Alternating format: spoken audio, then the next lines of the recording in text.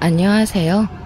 저는 30대 중반에 홀로 아이를 키우고 있는 평범한 싱글맘이에요. 여러분은 미신을 얼마나 믿어요? 점, 사주팔자, 타로 이런 거 말이에요. 사실 저도 이번 일을 겪기 전까지는 이런 미신들을 가끔씩 보기도 한 사람이에요. 믿는다기보다는 안 좋은 소리를 들으면 평소보다 더 조심하거나 노력해서 화를 피해가야지 하는 생각 때문에 보기도 했지만 솔직히 흥미 위주로 많이들 보잖아요. 그렇게 가볍게 생각했는데 그걸 그렇게 맹신하는 사람들도 있더군요. 제가 이렇게 사연글을 쓰게 된 이유는 바로 그 미신을 맹신하는 사람들에 대해 이야기해주고 싶어서예요. 그 사람들은 전 시댁과 전 남편이고요. 제가 얼마나 어이없는 일을 당했는지 한번 들어봐 주세요. 저는 병원의 임상병리사로 일하는 평범한 사람이에요. 남편은 평범한 회사원으로 저희 병원과 남편 회사가 가까웠기에 인연이 돼서 만나게 됐죠. 남편도 좀 기가 약해 보이는 사람이지만 착했고 시부모 될 사람들도 정상적으로 보였어요.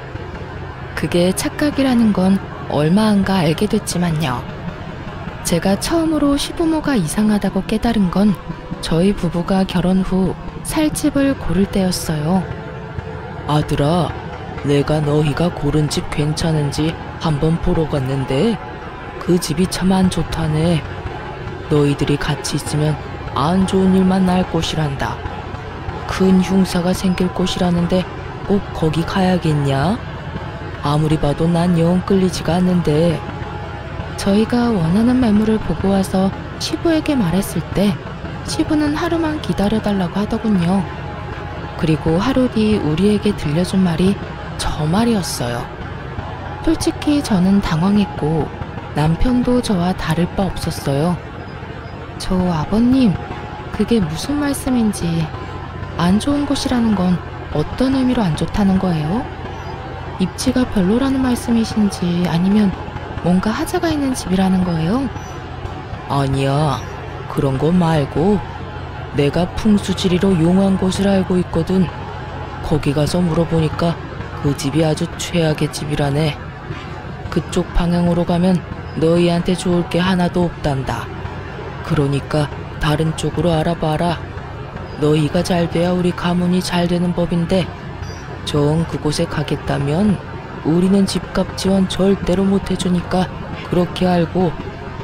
설마 풍수지리 때문에 저희한테 지원을 못 해주겠다고 말씀하시는 거예요? 저는 그 말에 뒤통수 한 대 맞은 기분이었어요. 사실 저희 부부가 20대 후반 28이라는 이른 나이에 결혼을 했었거든요. 사회 초년생이 된 지 얼마 되지 않아서 당연히 모아둔 돈이 많지 않으니 어쩔 수 없이 시댁과 친정의 도움을 받을 수밖에 없었어요.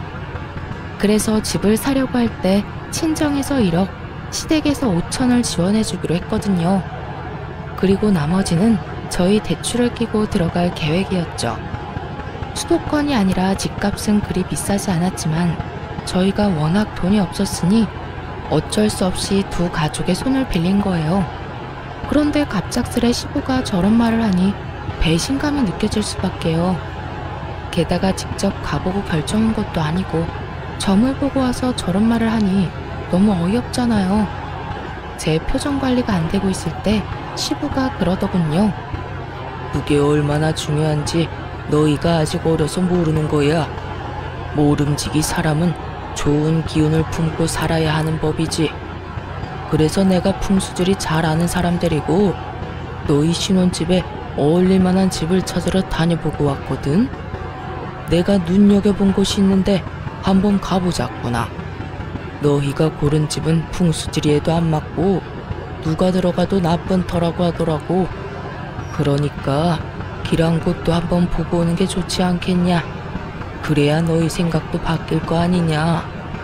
좋은 의도라는 건 잘 알겠어요. 하나뿐인 아들 내외를 좋은 집에서 누구보다 길한 곳에서 보금자리를 꾸며주고 싶은 그 마음. 정말 솔직히 이런 형태가 아니었다면 고마워서 눈물이 났겠죠. 그런데 이건 좀 아니잖아요. 게다가 시부가 보내준 주소를 보니 눈앞이 캄캄했어요. 직장과는 너무 먼 데다가 지은 지 오래된 집이었거든요. 게다가 찍어준 사진만 봐도 리모델링 비용이 얼마나 나올지 예측이 불가할 만큼 허름했어요. 솔직히 그 사진을 보고 나니 시부가 일부러 점집이나 풍수지리 이야기를 꺼낸 줄 알았어요. 비싼 집 안 보내려고 저러는 거구나 하고. 그렇지만 시부가 그것도 돈도 지원해줄 사람이 가자는데 거절할 사람이 어디 있겠어요? 결국 울며 겨자 먹기로 시부를 따라 나섰죠. 저희 부부는 이후에 다른 곳에 갈 일이 있어서 시부와는 차를 따로 타고 갔어요. 남편 차 타고 가는 길에 순간 그 근처에 살고 있는 친한 간호사가 생각났어요. 몇 년 전 결혼해서 그 동에 산다고 들었거든요. 그래서 동료에게 전화를 걸었어요. 괜찮은지 정보 좀 알아보려고요. 여보세요? 나야. 나 뭐 궁금한 게 있어서 연락했는데 잠깐 통화 돼? 통화 괜찮아. 무슨 일인데 이렇게 전화로? 내일 병원 가서 물어보면 되지. 지금 당장 알아야 하는 일이라서 그렇지. 다른 게 아니고 지금 신혼집 보러 너희 집 근처로 가거든? 폰에 있는 지도로 찾아보니까 딱 너희 집 바로 근처더라고. 그 주소 보내줄 테니까 거기 집 괜찮은지 알려줄래? 아버님이 좋은 길지라고 지금 보러 가는데 네가 동네 사람이니까 잘 알 거 아니야. 외관 사진도 보내줄게.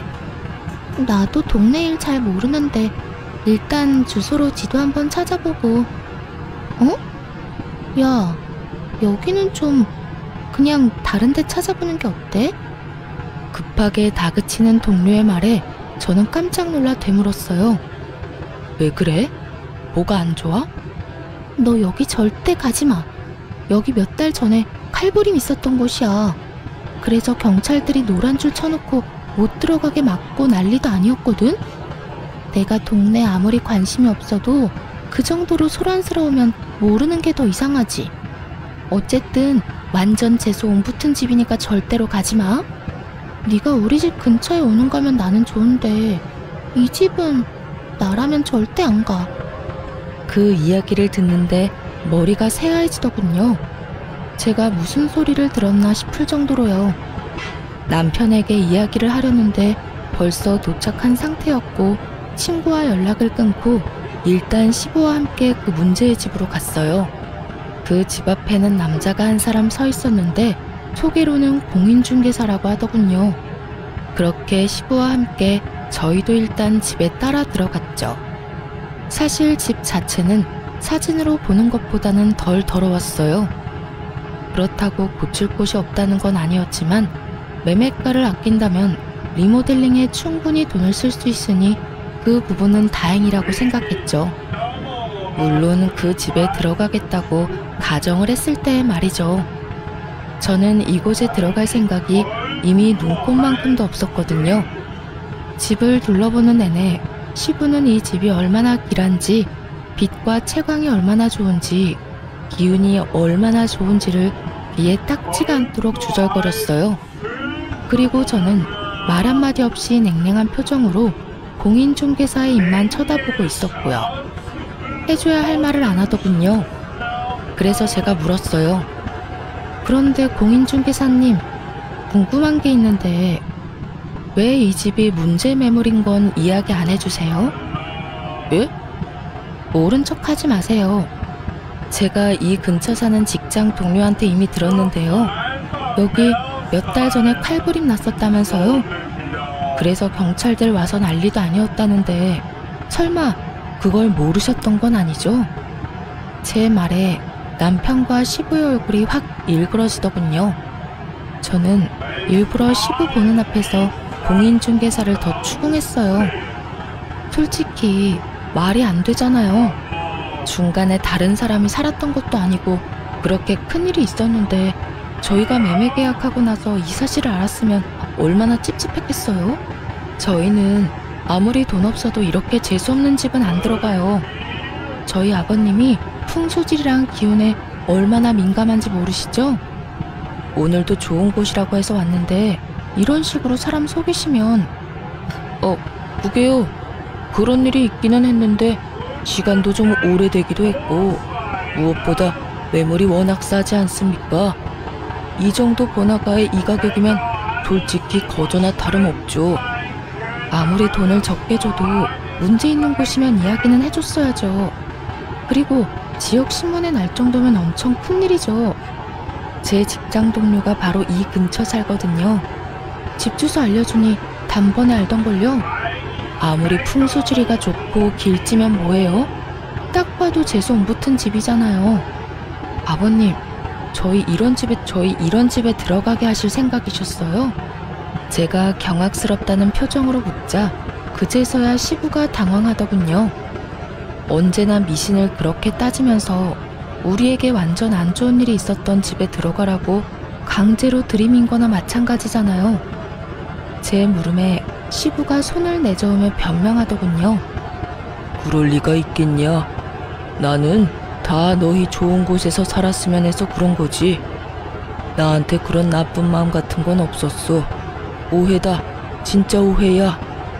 그런데 공인중개사 양반, 진짜 그런 일이 있었던 게 맞습니까? 왜 저번에는 저한테 그런 이야기를 안 해줬어요? 저번에는 오셨을 때 두 분이서만 이야기하셨잖아요.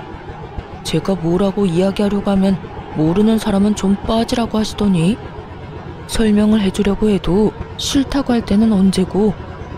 그래도 이 매물은 그 부분만 빼면 다 좋잖아요. 건물이 낡았지만 전기나 가스, 수도 같은 건 문제 하나도 없고 동네가 더럽고 허름한 것도 아니고 지하철역하고 멀지도 않으니까. 그리고 무엇보다 매매가가 이 근방에서 찾아보기 힘들 만큼 싸잖아요. 요새는 일부러 싼 곳 찾아오는 사람들도 많아서. 이 사람이? 우리 아들이랑 며느리는 이제 막 결혼해서 마련하는 첫 번째 집인데 이런 집에 어떻게 들어가? 말이 되는 소리를 해야지. 이런 집이라는 거 알았으면 내가 반대했을 거야. 되려 호통치는 시부의 그 모습에 저는 속으로 코웃음을 쳤어요. 이 집에 와서 확인해보라던 시부가 할 말은 아니잖아요. 여기까지 끌고 온 게 본인이면서 애꿎은 공인중개사만 혼내고 있으니 어이가 없었죠. 그리고 한편으로는 안심도 됐어요. 이런 집에 들어가라고 할 리도 없을 테니까요. 그렇게 미신을 중요시하는 시부가 이런 재수없는 집에 들어가도록 놔둘 리가 없잖아요. 그런데 그 뒤에 시부가 한 행동에 완전 질려버렸어요. 시부가 부랴부랴 어디론가 전화를 걸더라고요. 나요. 이 집에서 칼부림 났었다는데 이게 도대체 어떻게 된 일이야? 자네 말로는 좋은 집이라며. 길지라서 살면 두고두고 좋을 집이라더니 몇 달 전에 이 집에서 사람 죽어서 경찰까지 왔었다는데 잘 봐준 거 맞아? 시부의 그 말에 상대방이 뭐라고 했는지는 모르겠는데 그 뒤에 이어진 시부 말은 저를 더욱 경악스럽게 했어요. 그러면 굿 한 번 하고 들어가면 된다고? 그럼 굿 한 판에 얼마 정도 하는가? 1,000만 원 정도는 받아야 한다고? 너무 비싸기는 한데 그래도 받아야 정상적으로 쓸 수 있다는 말이지? 알겠어. 필요한 준비물 같은 거 있으면 미리 말해주게. 시간도 길한 시간 골라서 알려주고. 이 집을 포기한 건 아닌지 굿을 하겠다는 말을 하더군요. 분명히는 저나 상대방이 굿을 권한 거겠죠. 그 말에 저는 열이 받았어요. 굿이라니. 저는 절대로 굿을 한 집이나 사람 죽어나간 집에서 살고 싶은 마음이 없었어요. 그런데 우리 부부의 생각은 묻지도 않고 자연스레 굿 이야기를 하는 시부에게 소리쳤어요. 아버님, 잠시만 전화 끊어보세요. 중요한 이야기 하는 중인데 내가 이따가 다시 전화할 테니까 조금만 기다려봐. 전화를 끊은 시부에게 제가 말했죠. 아버님, 아무리 그래도 그거 가지고 구술하는 건 좀 아닌 것 같아요. 그냥 차라리 다른 곳을 알아보는 게 어떨까 싶은데요. 좋은 집 찾는데 들인 돈도 있으실 텐데 굳이 나쁜 집에 굿까지 해서 사는 건 아닌 것 같아서요. 제 말에 골똘히 생각하던 시부가 고개를 끄덕이더군요. 하긴 워낙에 비싼 돈이었으니 고개를 끄덕일 수밖에요. 저는 공인중개사를 보며 말했어요. 저희 시아버지께서 기운이 좋은 집을 좋아하세요. 풍수질이나 뭐 이런 것도 좀 보시고요. 근데 공인중개사들이 생각하는 그런 집은 어떤 집일까요? 그거야. 그 집에 살면서 로또에 당첨이 됐거나 원하던 걸 잃어서 더 큰 집으로 가거나 돈을 많이 모아 더 좋은 곳으로 가는 집이 좋은 집이죠. 그런 집들은 대개가 기운이 좋다고들 하거든요. 그 이야기를 듣자마자 저는 믿져야 본전이라는 생각으로 저희 부부가 처음에 가길 원했던 집의 계약을 맡은 공인중개사에게 스피커폰으로 전화를 걸었어요. 네, 며칠 전에 집 보고 갔던 사람이에요. 그 아파트 말인데요. 혹시 전 주인분이 왜 이사하시려는 건지 알 수 있을까요? 그 집이요? 거기 부부가 원래는 집을 지으려다가 돈이 모자라서 그 집 매매해서 들어갔다고 하더라고요. 그런데 얼마 전에 집값도 많이 올랐고 목표로 하던 금액도 모여서 이참에 그 집 팔고 외곽에 고급 주택 지어서 갈 거라고 하더라고요. 들어간 지 5년 만에 더 큰 집으로 갔으니 집 기운이 좋은가 봐요. 그 사람들 전에 주인도 짧은 기간에 돈 많이 모아서 더 큰 집으로 갔거든요. 완벽해 보이지는 않아도 이력을 따져보면 그 집만큼 괜찮은 집도 없어요. 그러니까 그게 진짜인지 가짜인지는 정말로 아무 필요도 없었어요. 공인중개사가 그렇게 말해주는 바람에 저희 부부 선택이 완벽했다는 게 증명이 됐으니까요. 그리고 그 집이 풍수지리상 길지인지 흉지인지도 전혀 관심 없었어요. 다만 시부가 알려준 집은 누가 봐도 재수없어 보여서 들어가기 싫었던 거고요. 그 사람의 말을 듣는데 시부도 더 이상 아무 말도 못하더군요. 아버님, 그렇다는데 혹시 원래 제가 말씀드렸던 곳으로 계약해도 될까요? 굳이 큰돈 들여서 흉흉한 집을 좋은 집으로 바꾸느니 그냥 다른 사람들에 의해 검증된 집에 가는 게 좋잖아요. 그래도 너희들한테는 그 집이 흉지라는데 너희가 계속 아플 거라고 해서 내가 그랬던 거지. 너희들이 상관없으면 그냥 그 집으로 하거라. 결국 시부의 허락을 받게 된 저희는 원래 봐두었던 집에 신혼집을 꾸리게 됐어요. 그 집에 들어가고서야 그 오싹한 기분이 사라졌어요. 시부가 추천해준 집에 들어가게 될까봐 얼마나 두려웠는지 다들 모르실 거예요. 그 집을 우리 손으로 사지 않았다는 것만으로도 정말 천만다행이라고 생각하고 있어요. 시부의 미신 사랑에 대해 뼈저리게 느끼게 된 것이 이 신혼집 구매 때였어요. 그리고 그 뒤에도 시부의 미신에 대한 맹목적인 애정은 전혀 사라지지 않고 더 커져가기만 했죠. 저희가 결혼하고 3년간 애가 전혀 생기지 않더라고요. 따로 피임을 하는 것도 아닌데 애가 생기지 않자 저희도 걱정은 됐지만 아직 나이가 30대 초반이었으니 조금만 더 기다려보자는 생각을 했어요. 그런데 시부가 이번에도 그 일에 간섭을 시작했어요. 며느라가 이번 연도에는 꼭 애를 가져야 한단다. 무조건 올해나 내년 안에 애를 낳아야 해. 내가 용한 점쟁이한테 갔다 왔는데 그래야 크게 될 손자를 얻을 수 있다는구나. 그 말에 저는 또 하는 생각이 들었죠. 여태껏 아무 말 없었던 이유는 우리를 배려해서라기보다는 때가 되지 않았기 때문이고요. 정말 하다하다 애 낳는 것까지 이렇게 간섭받을 줄은 꿈에도 생각해본 적 없는데 말이죠. 그래도 어차피 한 번은 가봤어야 할 난임센터를 시부의 권유로 가게 됐으니 어찌 보면 잘된 일이기는 했죠. 난임으로 판정받기는 했지만 시술로 한 번의 아이를 가지게 됐거든요. 제가 임신했다고 했을 때 가장 좋아했던 사람이 시부였으니 솔직히 그간의 서운한 마음이 아주 조금 덜어지는 기분이었어요. 그러나 시부가 축하의 말을 건넨 뒤에 한 말은 저를 다시 답답하게 만들기에 충분했어요. 내가 나를 받아왔다. 출생택일이야. 애도 이제는 날짜 시간 맞춰서 낳아야 크게 되는 거야. 정말로 잘된 놈은 태어날 때부터 정해지는 거지. 네 출산 예정일에 맞춰서 받아온 날이다. 자, 받아놔라. 거기에는 누군가 휙휙 갈긴 듯한 날짜와 시간이 적혀 있었어요. 그걸 보면서 저는 정신이 아득해지는 기분이 들었죠. 또 미신. 그래도 이번에도 이해하려고 애는 썼어요. 솔직히 저도 애한테 좋다면 뭐든 하고 싶은 마음이니 날짜를 맞출 수만 있으면 맞춰서 낳고 싶다고 생각은 하니까요. 하지만 출산해보신 분들은 알잖아요. 제왕절개가 아닌 이상 그건 맞추기가 엄청 어렵다는 걸요. 저는 나지막히 한숨을 쉬며 시부에게 말했어요. 아버님, 날짜 받아와 주셔서 감사해요. 최대한 이 날짜에 나와보도록 노력할게요. 39주쯤이라 맞추려면 맞출 수도 있을 것 같긴 하네요.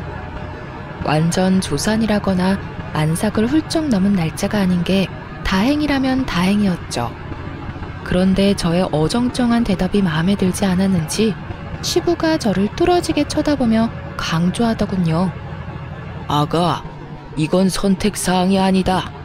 무조건 이 날짜, 이 시간 안에 나아야 해. 그래야 나라에 크게 이바지할 인물이 나온다고 했으니 네 선택에 우리 집안 미래가 달렸다는 거다. 아버님, 근데 애가 알고 나오는 것도 아니고 제왕절개 날짜를 잡아놓는다고 해도 그 날짜까지 진통이 안 오면 제왕절개가 가능하겠지만 날짜 전에 진통이 오면 안 될 수도 있어요. 그리고 아이나 저한테 문제가 생기면 더 빨리 아이를 낳을 수도 있고요. 제가 할 수 있다고 장담을 하기에는 변수도 많고. 그런 건 다 기합이야. 늦게 나오면 날짜 맞춰서 제왕절개 하면 되고 일찍 나오면 참으면 되지. 최대한 참아. 날짜 전까지 걷기 운동은 좀 피해. 그거 하면 일찍 나온다는 말이 있으니까. 무슨 애 하나 나오는데 집안의 미래까지 생각해요? 어떤 운명을 타고나든 잘 키우면 될 것을 애를 어떻게 키울지 상의하는 것도 아니고 좋은 날짜 시간만 받으면 노력하지 않아도 큰 사람으로 자랄 거라는 생각 자체가 얼마나 안일한 건지 아무도 지적하지 않더군요. 저는 더 이상 논쟁하고 싶지 않아서 알겠다고 말하고 시댁에서 나왔어요. 그 뒤로 시댁에는 일부러 발걸음을 자주 하지 않았어요. 그 대신 전화는 자주 짧게 했죠. 그래야 우리에게 얼굴 보자고 하지 않을 테니까요. 그렇게 거리를 두는 사이 점점 분만 예정일이 다가오기 시작했어요. 직장의 출산, 육아휴직을 위한 대체자를 구하지 못한 터라 38주가 될 때까지 꽉꽉 채워서 일을 했어요. 그리고 39주, 시부가 선택한 출산 태기를 하루 앞두고 결국 진통이 시작됐어요. 사실 이슬은 더 일찍 비쳤지만 통증이 없으니 병원에서는 오지 말고 진통 시작하면 오라고 했거든요. 그래서 기다렸던 건데 결국 얼마 지나지 않아 진통이 시작되더라고요. 일단 남편과 병원으로 향하는 내내 애가 잘못되지는 않을까 하는 생각만 했어요. 그리고 처음으로 아이를 낳는 두려움만 가득했죠. 그렇게 병원에 갔더니 문이 많이 열려서 지금이라도 힘을 줘야 한다고 하더군요. 게다가 애가 배 위에서 아래쪽으로 이미 내려오고 있는 상태라 힘을 줘서 빼내는 것만 남았다고 하더군요. 70% 진행된 상태라 무통도 못 맞는다고 하더군요. 출산 태기를 24시간 앞둔 시간이었어요. 저는 날짜 같은 건 생각도 안 났어요. 의사 선생님이 하는 말을 들으며 고개만 끄덕였죠. 비상 상황에 믿을 수 있는 사람은 의사뿐이니까요. 그렇게 모든 준비를 끝내고 진통으로 애를 밀어내고 있는데 남편이 자기 폰을 제 귀에 대어주더군요. 귀에 들리는 건 시부의 목소리였어요. 아가, 좀만 힘내라. 절대로 애를 일찍 낳으면 안 돼. 무조건 시간 끌어야 한다. 지금 낳으면 완전히 우리 집안 쪽박 차는 거야. 내일 낳아야 돼. 시간은 못 맞추더라도 날짜는 내일 날짜로 맞춰야 돼. 죽어있던 배에 힘이 쑥 빠지는 소리였죠. 이 상황에 참으라니. 뱃속이 지금 엉망진창이고 통증으로 정신도 오락가락하는 상황에 저런 말을 하는 시부도 참 대단한 사람이긴 했죠. 분만 직전이라 이 안쪽까지는 들어오지 못하고 시부는 밖에서 남편을 시켜 제게 계속 압박감을 불어넣었어요. 거기다 간호사와 의사까지 난처한 표정으로 남편에게 와서 말하더군요. 밖에서 보호자분께서 지금 막무가내예요. 나가서 진정 좀 시켜주세요. 지금 제왕절개가 안 될 정도로 자궁문이 많이 열린 상태라 어차피 자연분만 해야 합니다. 밖에서 할아버님이 내일까지 출산을 미뤄달라는데 그러면 아이도 산모도 위험해요. 위험하다고 말씀을 아무리 드려도 안 된다고 난리를 치시는데 저희는 생명을 위험하게 만드는 사람이 아니잖아요. 보호자분이 밖에 나가서 정리 좀 해주셔야 될 것 같은데요. 딱 들어도 의사 화가 많이 난 목소리였죠. 병원에서 일하고 있는 저도 자주 보거든요. 바빠 죽겠는데 진상 환자가 있으면 짜증이 2배가 아니라 10배로 늘어난다는 걸요. 게다가 환자도 아닌 보호자 때문에 환자까지 위험하게 생겼으니 그 위험에 따른 불안감도 한몫할 거고요. 그런데 웃긴 건 남편이 멀뚱하게 서 있던 거였어요. 당신 뭐해? 나 지금 당장 애 낳아야 해. 너무 아프다고. 그치만 아버지가 날짜 꼭 지켜야 한다고 하셨는데. 나 죽어나가도 그 말 할 거야? 네 앞에서 애랑 나랑 둘이 나란히 잘못되는 거 봐야 정신 차릴래? 애한테 무슨 일 생기면 당신네 가문의 미래고 뭐고 아무것도 없을 줄 알아? 저는 다 때려치고 빨리 낳고 싶은 마음뿐이었어요. 게다가 제왕절개를 안 해도 될 정도로 자궁문이 많이 열린 상황이었죠. 제 말에도 남편 놈이 우물쭈물하자 저는 열받아서 의사에게 말했어요. 의사 선생님, 주 보호자 필요 없고 환자인 제가 말할게요. 그리고 보호자 서명 뭐 이런 거 필요하시면 남편 말고 밖에 있는 저희 친정어머니한테 사인 받으시고요. 제 목소리가 밖에 다 들렸는지 시부가 밖에서 고함을 지르더군요. 무슨 소리야? 기다려. 내일 낳아야 된다고 내가 말했지? 어이, 의사 선생, 참을 수 있다니까. 조금만 시간 좀 더 끌어. 사돈, 이제 그만 좀 하세요. 동네 창피하게 왜 병원에서 난리예요? 그리고 왜 출산을 맞추려다가 내 딸까지 죽일 일 있어요? 당신네한테는 손주가 소중하겠지만 우리한테는 딸이 더 소중하거든요. 어디서 태어나지도 않은 애 출산을 맞추려고 내 딸 죽이려고 해. 경고하는데 내 딸한테 문제가 생기면 나 당신들 절대로 그냥 안 둬. 친정엄마 말에 시부도 덩달아 흥분했는지 쏘아붙이더군요. 사부인이 말씀이 지나치시네요. 내가 왜 이러는지 몰라서 그래요. 내일 애가 나와야 나라에 이바지할 큰 사람이 된다고. 나와야 사람이 되든 말든 할 거 아니오. 저러다가 둘 다 잘못되기라도 하면 그쪽이 책임지실 거냐고. 여기서 병원 업무 방해하면 의사 선생이 아니라 내가 당신 경찰서에 신고해버릴 거니까 지금 당장 여기서 나가세요. 사람들 보기 창피하지도 않아요? 요즘 세상에 어떻게 며느리 목숨을 가지고 이래라 저래라 하는 거야. 친정엄마의 따끔한 말과 주변 사람들의 더 따가운 눈총에 결국 시부는 쫓겨나듯 병원 밖으로 나갔어요. 친정엄마의 호통 소리를 들으며 저는 다시 마음의 안정을 찾았고 바로 분만을 하러 들어갔어요. 조금만 더 늦었어도 큰일 났을 거라고 의사가 말하는데 정말 속이 부글부글 끓었죠. 아이를 출산하며 감동으로 가득 차야 할 시간에 시부와 남편놈 때문에 그 감동이 엉망이 돼버렸으니 결국 화가 난 저는 출산을 마치고 남편에게 따졌어요. 당신 도대체 무슨 생각으로 아버님 편 든 거야? 설마 당신도 그 출생 날짜에 정신 팔린 거야? 나도 당황했어. 나도 두 사람 사이에서 어쩔 줄 몰랐다고. 누구를 따를지 나도 고민하고 있었거든. 그걸 어떻게 고민해? 당신 진짜 내가 죽어나가도 아버님 편들 생각이었어? 미쳤어? 설마 당신도 그 미신 믿는 거야? 그게 아무리 중요해도 목숨보다 더 중요한 거야? 그러니까 미안하다고 지금 사과하잖아. 늦었어. 이제 와서 무슨 사과야? 나 몸조리 친정에 살 거니까 당분간 만나러 오지 마. 결국 저는 화를 내고 조련 퇴소 후 친정에 몸조리하러 갔어요. 솔직히 남편에게 화가 난 건 둘째치고 시댁 어른들 얼굴 볼 일이 더 짜증나서 일부러 친정에 간 거였거든요. 친정엄마랑 그렇게 큰 소리 내며 싸운 시부가 친정에 올 수 있을 리 없으니까요. 시부가 와 봐야 할 말은 하나밖에 더 있겠어요. 사실 애 낳은 그날 저녁 전화로 생생하게 듣긴 했죠.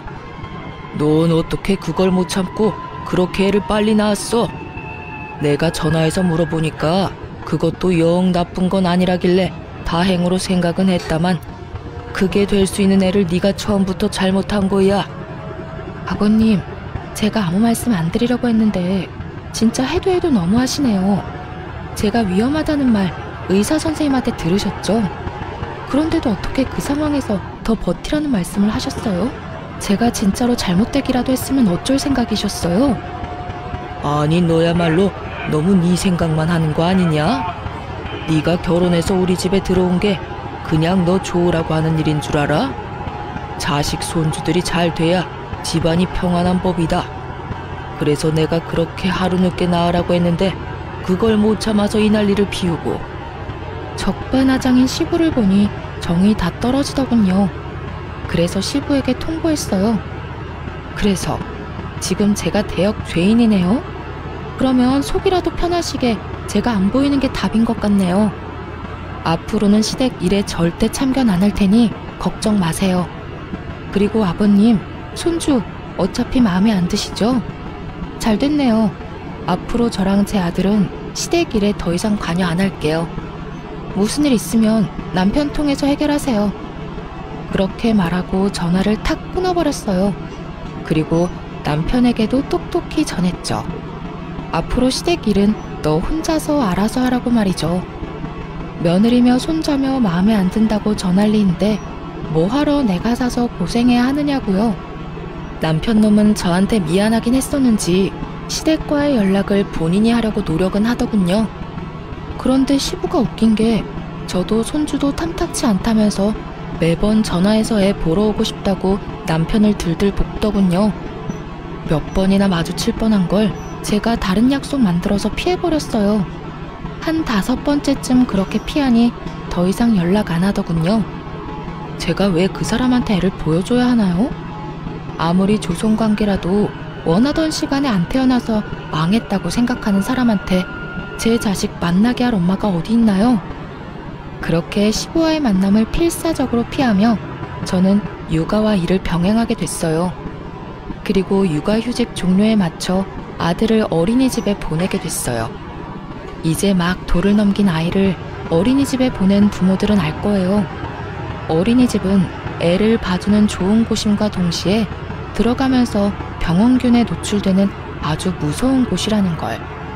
저희 애만 그렇지는 않고 모든 애들이 그랬죠. 한 아이가 감기 걸려오면 그 반 애들은 다 줄줄이 걸리고, 바이러스성 질병이라도 걸리면 또 다른 친구들도 다 걸리고, 저희 아들은 또래보다 좀 더 많이 걸리는 편이었어요. 감기에 바이러스, 물놀이 이후에 요로 감염까지 와서 병원에 입원도 일주일씩 해야 했을 정도로요. 애가 자주 아프니 저도 연차를 계속 써야 했고, 무엇보다 아이와 같이 입원을 해야 하니 몸이 축나기도 했어요. 이런데도 남편놈은 괜찮냐는 말 한마디 없고 위로라도 해주면 좋을 것을. 제 맘 알아주는 사람은 친정엄마 뿐이더군요. 그런데 아기가 호흡기 바이러스로 열이 나서 입원했을 때 시부에게서 연락이 왔어요. 남편이 애가 아프다고 말한 모양이었어요. 전화를 받았는데 시부 이야기에 화가 확 치밀었죠. 손주 아픈 거 애 사주 때문에 그렇단다. 그러게 내가 뭘 했냐? 하루만 더 버티라고 했지. 그랬으면 잔병 치레도 안 하고 잘 컸을 텐데 네가 그걸 못 참는 바람에 애가 약하게 태어났잖아. 뭐 이미 애가 그렇게 나온 건 어쩔 수 없고, 내가 그 문제는 이미 방법을 찾아놨으니 나중에 너 나랑 같이 어디 좀 가자. 느낌이 쎄했죠. 그 어디가 그저 평범한 곳일 거라는 생각은 전혀 들지도 않았죠. 어디를 가자는 말씀이세요? 신방.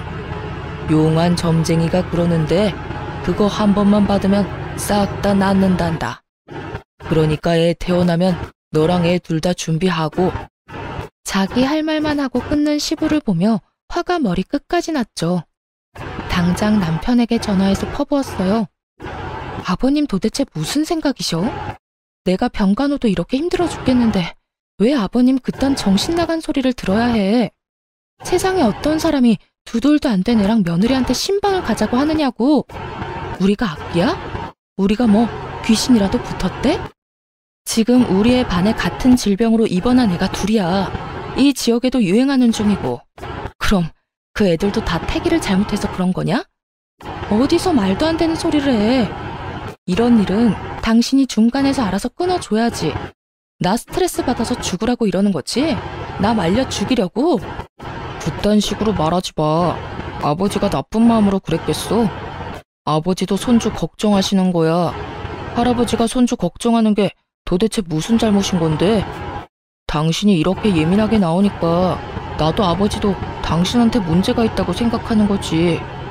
그리고 애가 이렇게 자주 아픈데 당신은 뭐라도 해볼 생각은 안 하고. 그래서 내놓은 해결 방법이 점집에 가서 물어보는 거야? 차라리 한의원을 가거나 어린이집을 안 가고 애 봐줄 사람 찾는 게 더 괜찮은 방법 아니야? 하긴 이미 애가 그렇게 타고났다고 생각하는 사람이 그런 걸 해줄 리가 없지. 당신도 반성 좀 해. 애한테 부탁했다는 말 듣고도 멀쩡한 당신이 더 놀라운 거 알아? 남일이야. 당신의 일이라고. 아버님이 그런다고 당신까지 이러면 내가 어떻게 버텨? 내가 얼마나 스트레스 많이 받는지 당신은 정말 몰라서 그러는 건 아니지? 어쨌든 나 절대로 우리 아들 그런 곳에 못 보내. 그렇게 알고 당장 아버님 멈추도록 만들어. 그것도 못하면 진짜 당신 용서 안 할 거야? 저는 남편에게 쏟아붓고는 아이와 퇴원을 했어요. 그런데 아무리 생각해도 시부가 여기서 포기할 것 같지 않더라고요. 점쟁이가 애를 데려오라고 했다는 거 보면 분명 애도 데려가라고 길을 쓰겠죠. 그 생각하니 온몸이 오싹하더라고요. 분명 집으로 찾아올 것 같아서 애랑 친정으로 갔어요. 설마 여기까지 와서 소란 피우지는 않겠지 싶었는데 웬걸 여기까지 쫓아왔더라고요. 남편이 같이 왔길래 남편이 시부를 말려주려나 싶었는데 두 사람 다 애 내놓으라고 난리더군요. 여보, 나와 이야기 좀 해. 애한테 나쁠 거 하나 없다고. 한 번만 하면 돼. 돈도 아버지가 다 내준다는데 그 정도는 괜찮잖아. 빨리 나와봐. 당신 미쳤어? 이젠 말이 안 통하네. 우리 이혼해. 여기서 이러지 말고 이혼하자고. 내 아들 데리고 그딴 짓거리 하는 거 난 못 봐. 딴 여자랑 결혼해서 낳은 애로 뭔 짓을 하든 난 상관 안 할 테니까 그냥 나랑 이혼이나 해줘, 이 미친놈아. 그때 저희 어머니가 부엌에서 부시럭거리더니 뭔가를 가득 담은 종이박스를 들고 현관 앞으로 가더군요. 중문 앞에 그걸 놔두고는 그 상자 안에 있는 걸 들어 올리더군요. 그리고는 현관문을 열고는 들고 있던 걸 냅다 확 뿌렸어요. 이게 뭐야? 아우짜! 소금? 그래, 소금이다. 나이도 지긋하신 양반이 어디 사돈 집에 와서 행패야? 상갓집 갔다 와서도 안 뿌리는 소금까지 뿌리게 만들 정도로 완전 재앙 같은 인간이 당신이야. 감히 내 딸이랑 내 외손주한테 굿을 해? 이 정신 나간 노친네가? 늙으려면 곱게 늙어. 나이는 뒷구녕으로 처먹었냐? 지금 당장 우리 집 앞에서 안 떠나면 소금보다 경찰에 신고해서 잡아가도록 만들 거요. 어디서 사기꾼 같은 놈한테 속아가지고 여기 와서 지랄 연병을 떨어? 시부와 남편이 뭐라고 말하려고 할 때마다 친정엄마는 상자 안에 가득한 각양각색의 소금을 시부와 남편에게 탈탈 뿌려댔어요. 입으로 들어오는 짠맛에 말도 못하고 침만 퇴퇴 뱉는 두 사람에게 친정엄마가 꽥 하고 소리쳤어요. 내 눈에 흙이 들어와도 절대로 내 새끼한테는 국 같은 거 못해. 만약 그딴 짓 하기만 해봐. 내가 확 죽어서도 당신 옆에 딱 달라붙어서 재수 더럽게 없도록 만들어줄 테니까 썩 꺼져. 결국 시부와 남편 놈은 엄마에게 쫓겨났죠. 그렇잖아도 큰 소리에 옆집에서 경비 아저씨한테 연락을 넣었더라고요. 그 덕분에 무사히 두 사람을 쫓아낼 수 있었죠. 이 일 이후에 저는 남편과 시부에게 완전 실망하고 이혼 절차를 밟았어요. 당연히 이혼 사유가 사유인 만큼 소송은 제게 유리하게 진행됐죠. 위자료의 재산 분할, 아이 친권과 양육권까지 가져왔거든요. 그렇게 남편과의 사이는 법적으로도 사적으로도 완전히 끝났죠. 저는 혼자서 애 키우며 사는 게 두려워 이혼 후 아이가 초등학교 들어가기 전까지 친정에서 친정 부모님과 같이 살았어요. 그런데 이혼하고 몇 달 안 지나서 전 남편이 저를 찾아왔더군요. 정말 만나고 싶지 않았는데 문 앞에서 제발 한 번만 이야기만 들어달라고 해서 전 남편과 이야기를 했어요. 그런데 정말 웃긴 게 뭔지 아세요? 전 남편 놈이 제 눈치를 슬슬 보더니 돈을 좀 빌려달라고 하더군요. 여보, 나 요즘 많이 힘들어. 당신이랑 이혼하면서 낸 위자료도 버거운데 직장도 폐업해서 일자리도 잃었거든. 나 지금 완전 빈털털이야. 지금 전처한테 돈 빌리러 왔어? 당신 도대체 여태껏 뭐하고 살았어? 직장 폐업했으면 다른 직장 빨리 알아봤어야지. 지금 일자리 하나 못 구해서 나한테 돈 빌리러 온 거야? 힘들어서 그렇지 세상에 넘치는 게 일자리야. 돈 벌려면 뭔 짓인들 못해? 아직 덜 힘드네. 덜 힘든 거야. 그런 거 아니야. 나도 노력은 했지. 아버지도 나한테 계속 안 좋은 일이 생기니까 점쟁이들 찾아서 알아봤지. 점쟁이들 말로는 굿 한판 하면 직장도 다시 생기고 애도 찾을 수 있고 여자도 생긴다고 해서 내 인생 좀 펴게 하려고 3천만 원짜리 굿까지 했는데도 안 됐어. 너 지금 그게 노력이라는 거야? 굿하는 게 노력? 야, 이 미친놈아. 차라리 배달이나 노가다를 해. 그래야 돈이라도 생기지. 하긴 당신 생각이야 눈에 훤하지. 아무리 봐도 그런 일은 당신급이랑 안 맞는 것 같아? 이 화상아, 돈 버는데 귀천이 어딨어? 죽고 싶지 않으면 무슨 일이든 해서 돈 벌어야지. 그리고 어떤 인간이 돈이 없는데 3천만 원을 들여서 구슬해? 와, 지금 보니까 내가 이혼을 잘했네, 잘했어. 이런 놈을 남편이라고 믿고 있었다가는 무슨 큰 봉변을 당했을지 상상도 안 가.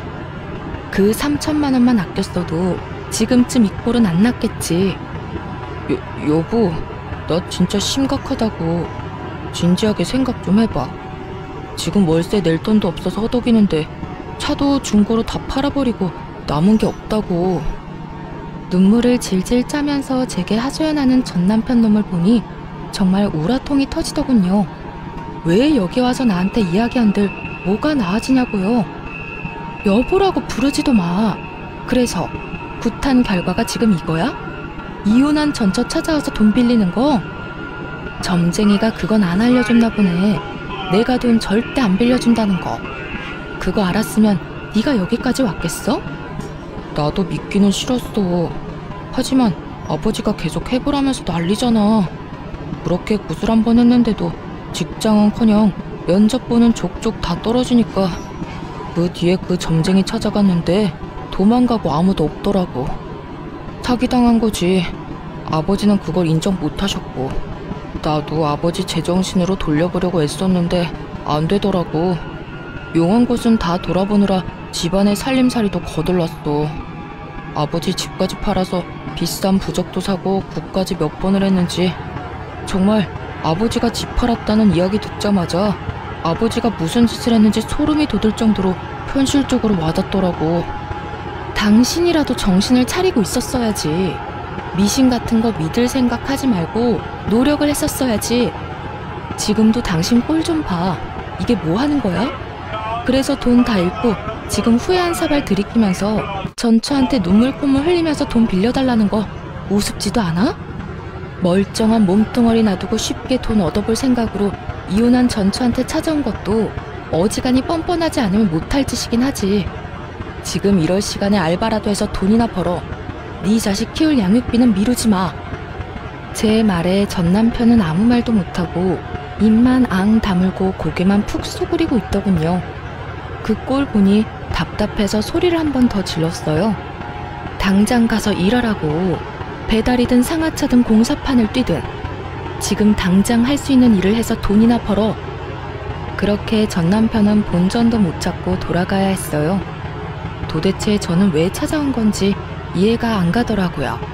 저 찾아올 시간에 무슨 일이라도 했으면 이 정도로 허덕이지는 않았겠죠. 나중에야 들은 이야기이긴 한데 시부가 미신을 맹신하며 여기저기 돌아다니면서 쓴 돈만 2억이 넘는다더라고요. 근데 참 웃기죠? 그 돈을 써서 행복과 행운을 찾으려고 할수록 그 사람에게서 행복과 행운은 점점 더 멀어져 간다는 거요. 전 남편도 마찬가지죠. 시부처럼 미신을 믿는 순간부터 순차적으로 가지고 있던 걸 잃게 됐잖아요. 저와의 신뢰, 자식, 직장, 돈까지 몽땅 사라졌죠. 저 아들을 생각했다면 시부에게 동조할 것이 아니라 우리와 함께 했어야죠.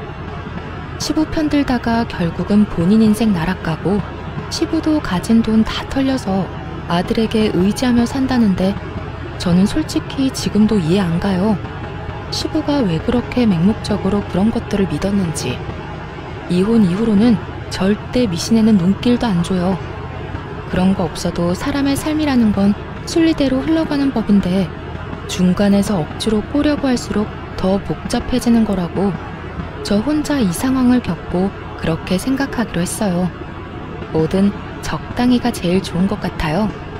적당하게 하기만 한다면 마음의 부담도 덜 수 있고 불안감도 다스릴 수 있겠죠. 가만히 보면 시부와 전 남편은 그런 불안에서 벗어날 수 없었기 때문에 미신이라는 도구에 의존하게 된 건지도 모르겠네요. 그러니 마음 다잡고 열심히 살 생각이에요. 그래도 전 남편도 자식 새끼 생각은 하는지 양육비만큼은 꼬박꼬박 잘 보내고 있어요. 들어보니 택배 상하차 일을 하고 있다더군요. 하려면 할 수 있는 일인 것을 왜 그때는 깨닫지 못했는지 참 이해가 안 가긴 합니다만 후회는 언제나 늦은 법이고 떠나간 버스는 다시 돌아올 일 없으니 그것도 전 남편이 만든 결과죠. 여러분, 뭐든 적당히가 중요한 것 아시겠죠? 과하면 언제든 문제가 생기는 거라는 걸 저는 이번 이혼으로 깨달았거든요. 제 어이없는 이혼 사연 잘 읽으셨나요? 읽어주신 분들에게 감사한 말씀 전하며 모두 행복한 하루 되세요.